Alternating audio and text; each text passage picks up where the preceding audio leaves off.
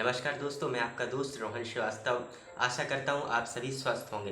दोस्तों, आज जिस विषय पर हम चर्चा करने वाले हैं वह है माता-पिता, बच्चे और उनकी परवरिश। दोस्तों, अधिकतर हम देखते हैं कि हमारा जो समाज का फ़ोकस है वो वृद्धाश्रम की ओर अधिक होता है और अनाथ आश्रम की ओर थोड़ा कम होता है। मगर हमें ये देखना चाहिए कि जो अनाथ आश्रम में बच्चे रहते हैं वह सभी अनाथ नहीं होते। वह कुछ ऐसे बच्चे हैं जो अस्पताल के बिस्तर पर, डस्टबिन बॉक्स में, मंदिरों में, पार्कों में, तालाब, नदी ऐसी जगह फेंक दिए जाते हैं, छोड़ दिए जाते हैं। तो यह बच्चे कहाँ से आ रहे हैं? कभी हमें इस विषय पर भी गौर करना चाहिए। जितना ध्यान केंद्रित, जितनी परिचर्चा हम वृद्धाश्रम पे करते हैं कि वहाँ वृद्ध जा रहे हैं, उतनी ही परिचर्चा हमें अनाथ आश्रम में करना चाहिए कि अनाथ बच्चे कहाँ से आ रहे हैं। एक बार हमें इस पर भी सोचना चाहिए। ये मन में थोड़ा-सा विचार था, तो मैंने सोचा थोड़ा-सा आपके साथ साझा करता हूँ।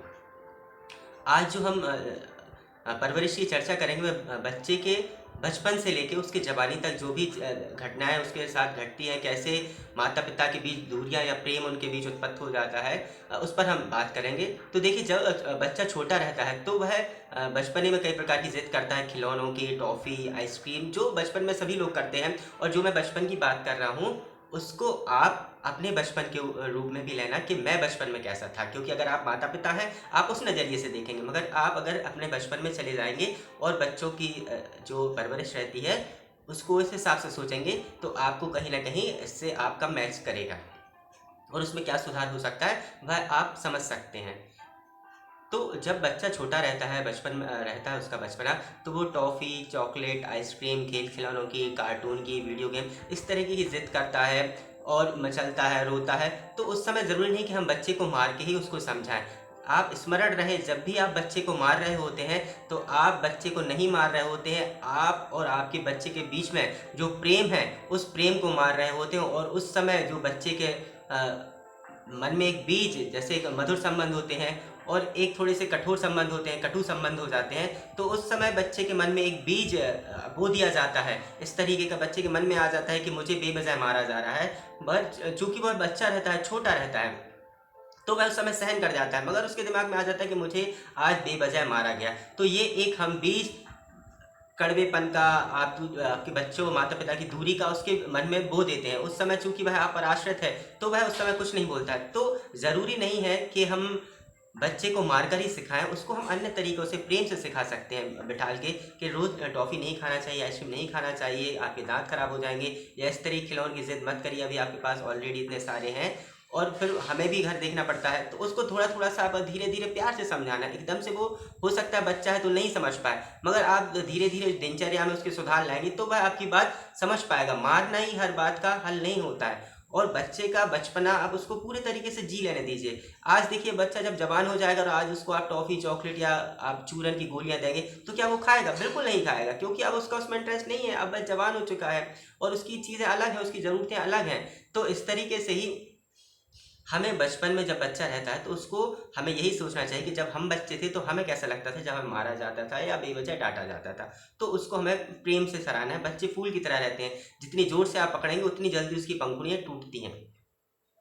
और बच्चे के बचपन को उसको पूरा जी लेने दीजिए। अगर बचपना उसका जवानी में अटक गया, आप सोचिए अगर वो 25-30 साल का हो गया और फिर गिल्ली-डंडा खेल रहा है, कंचे खेल रहा है, बाहर जाके खेल रहा है बच्चों के साथ, टॉफ़ी खा रहा है, चूस रहा है, आइसक्रीम खा रहा है, तो वो थोड़ा-सा आपको देखने में अजीब लगेगा। तो उसका जब बचपना रहता है, तो उस बचपने को हमें पूर्ण रूप से उसको जी लेने देना चाहिए। अब देखिए, जब बच्चा थोड़ा-सा बड़ा हो जाता है, मान लीजिए वो स्कूल में आ गया, 12, 13, 14 साल का हो गया है, तो उसके साथ थोड़ा-सा हमें मित्रता का व्यवहार करना चाहिए कि हम जब ऑफ़िस से आ जाते हैं शाम को, जो माता-पिता हैं वो थोड़ा बच्चे के साथ बैठें, उससे बात करें कि आज स्कूल में क्या हुआ? तो वह बताएगा कि आज स्कूल में टीचर आए, ये नहीं आए, वो पीरियड लगा, नहीं लगा, आज एक बच्चे का जन्मदिन था। तो वो टॉफ़ी लेके आया, तो आप उससे पूछें किसका बर्थडे था? तो वह बताएगा कि इसका, नाम बताएगा आपको किसका बर्थडे था हमारी क्लास। तो आप अपने बजट अनुसार उसको पेन, पेंसिल, कंपास बॉक्स जो आप देना चाहें, आप बच्चे को दें कि आज आपने उसकी टॉफ़ी खाई, जन्मदिन था, तो आज आप कल उसको आप ये गिफ्ट देना। जब तो बच्चे के मन में एक आदान-प्रदान का भाव यहाँ पर जागृत हो जाता है कि मुझे लोगों के साथ आदान-प्रदान का सामंजस्य बिठाना है। और जब वह क्लास में उस बच्चे को गिफ्ट देगा, तो उस क्लास में भी उसका व्यक्तित्व निखर के सामने आएगा।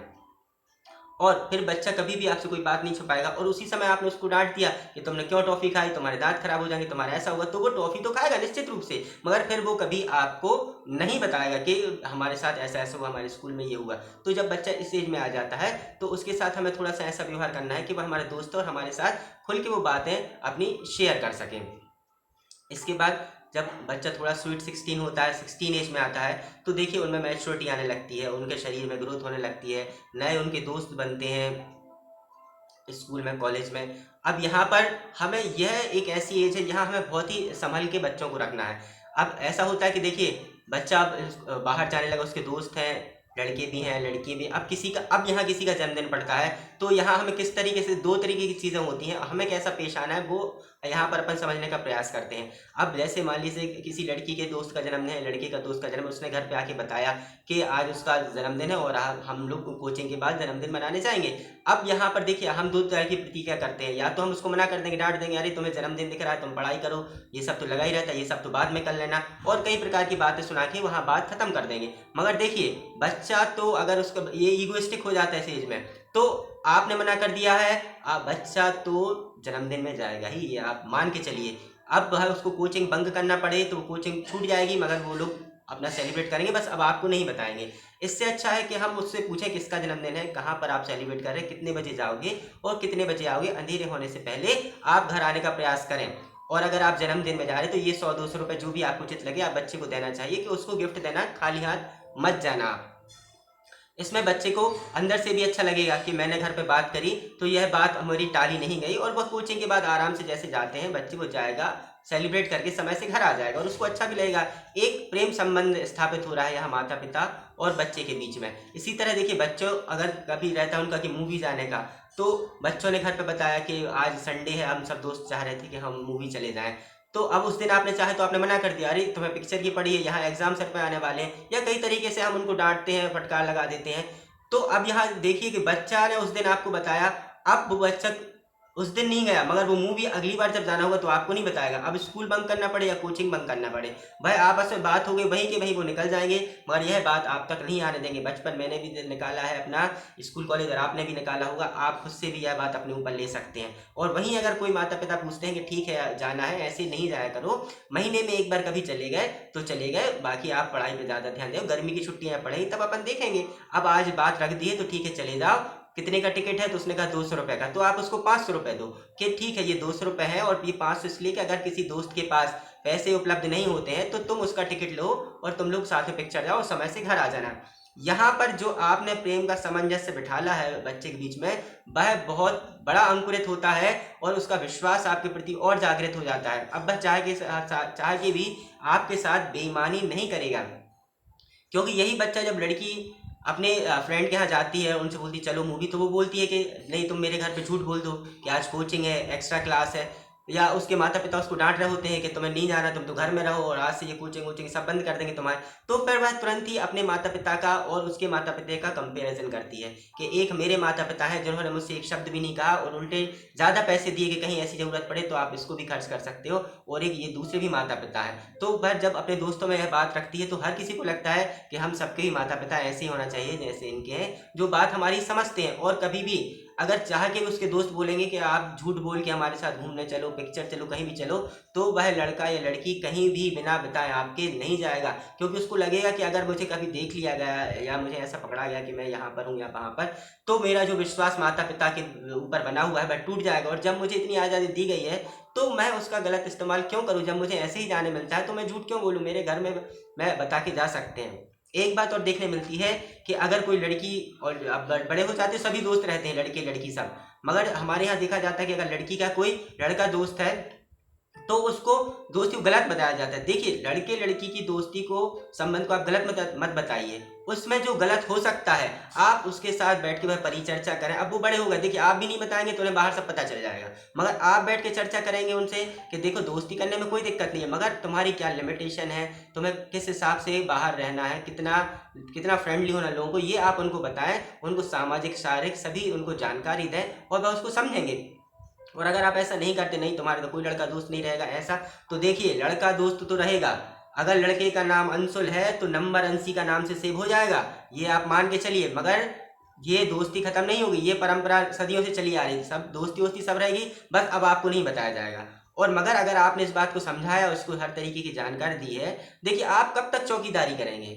आज बच्चा मान लीजिए 12th में है, उसके बाद वो बाहर पढ़ने जाएगा, आप कब तक चौकीदारी, आप चौकीदारी नहीं कर सकते, कितनी पूछताछ करेंगे। और आजकल तो बाहर पढ़ने का ट्रेंड है, बाहर जाए इसलिए जाता है कि जो अब मैं यहाँ नहीं कर पाए वो 3 साल जो मुझे ग्रेजुएशन के मिले मैं वहाँ सब कर दूंगा। तो वहाँ आप नहीं रह सकते, मगर जो आज आप संस्कार दे रहे हैं बच्चों को, वह वहाँ पर उसके साथ रहेंगे और उसको याद रहेगा, स्मरण रहेगा कि मुझे क्या सिखाया गया है, मेरी कितनी लिमिटेशन है, मुझे उस लिमिट के अंदर ही हमेशा रहना है, मुझे कभी अपना लिमिट नहीं खोना, विश्वास नहीं तोड़ना है अपने माता पिता का। और जो संस्कार की नींव रहती है वो अभी इसी एज में दी जाती है। आप सोचो एकदम बड़े होके बच्चा दान पुण्य सीख जाएगा, पूजा पाठ सीख जाएगा, तो ऐसा नहीं है। इसी उम्र से आपको थोड़ा थोड़ा उसको दान पुण्य, दूसरों की मदद करना, गरीबों पे दया करना, कैसे कितनी बात करनी है, गाली नहीं देना है, सबसे अच्छी भाषा में बात करना है, चुगली नहीं करनी, बुराई नहीं करनी, ये सब पहले बच्चा घर से ही सीखता है। माता पिता ही उसके पहले गुरु हैं।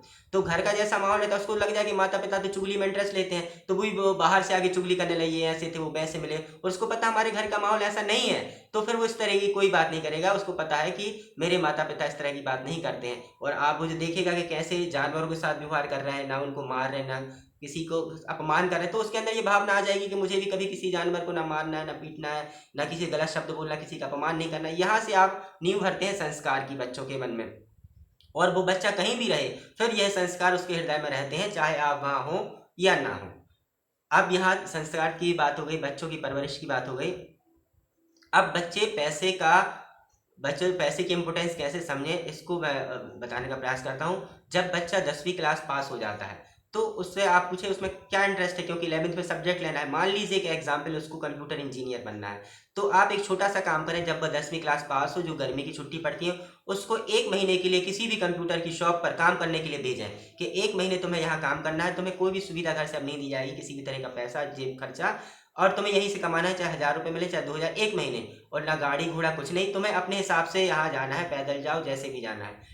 उस 1 महीने में बच्चा वहाँ जाके जब काम करेगा 12 घंटे, जो सुबह 10 से शाम के 7-8 बजे तक, तो उसको पैसे का मूल्य पता चलेगा, वहाँ किस तरह के लोग आते हैं, कैसे बात होती है, वो लोगों से डील करना सीखेगा। छोटी छोटी बातें उसको समझ में आएगी कि पैसा कमाना इतना आसान नहीं जितने मेरे माता पिता कमाते हैं। अगर वो बाहर रहेगा और आप जेब खर्च भेजोगे तो वो बहुत हिसाब किताब से खर्च करेगा, क्योंकि उसने खुद कमाया है। 1 महीने उसको पता चला है कि मैंने कितने मुश्किल से ये पैसा कमाया है, तो यहाँ वो बच्चा पैसे की बहुत कीमत समझ जाएगा। अब यहाँ एक बात और हमें समझना चाहिए कि जो बच्चे रहते हैं वो मिट्टी के समान रहते हैं। अब उसी मिट्टी से आप घड़ा बना सकते हैं, और उसी मिट्टी से आप चिलम बना सकते हैं। चिलम हमारे गले को जलाती है, और जो मटका होता है वह हमारे गले में ठंडा पानी पहुंचाता है, गले को ठंडा पहुंचाता है। तो बच्चे की मिट्टी, बच्चे की नींव आपके हाथ में, उसको किस रूप से ढालना है वह आपके हाथ में है। अब आप चाहें तो उसको मटका बना दें जो लोगों का गला शीतल करे, ठंडा करे, या आप उसको चिलम बनाए। बस याद रखें, आज आप जैसा बच्चे के साथ व्यवहार कर रहे हैं, कहीं ना कहीं उसके हृदय में वह बात बैठ जाएगी, और एक ना एक दिन वो भी बड़ा होगा और उस चीज़ पर प्रतिक्रिया करेगा, निश्चित रूप से करेगा वह। क्योंकि जैसा हम बो देते हैं वह एक ना एक समय हमें काटना ही पड़ता है, और यह रोटेशन ऐसे जन्म जन्मांतर से चली आई है। तो हर चीज़ का हमें जब भी डिसीजन लेते हैं, यह बहुत एक मुलायम रिश्ता रहता है। बच्चों को ज़्यादा कैद ना करें, क्योंकि वह पक्षी के समान है, जितना ज़्यादा आप कैद करेंगे वो उतना ज़्यादा आज़ादी चाहते हैं और फिर बाहर निकलना चाहते हैं। तो उनके साथ बहुत ही आराम से परस्पर दोस्ती जैसा व्यवहार करें, उनको समझाने का प्रयास करें, जो भी अच्छी बुरी बातें हैं उनके साथ बैठें। यही आज मैं आप लोगों के बीच चर्चा करने आया था, और हो सकता है मेरी बात जिस तरीके से मैं पहुंचाना चाहता था आप तक पहुंची है। आज के लिए बहुत बहुत धन्यवाद आपका।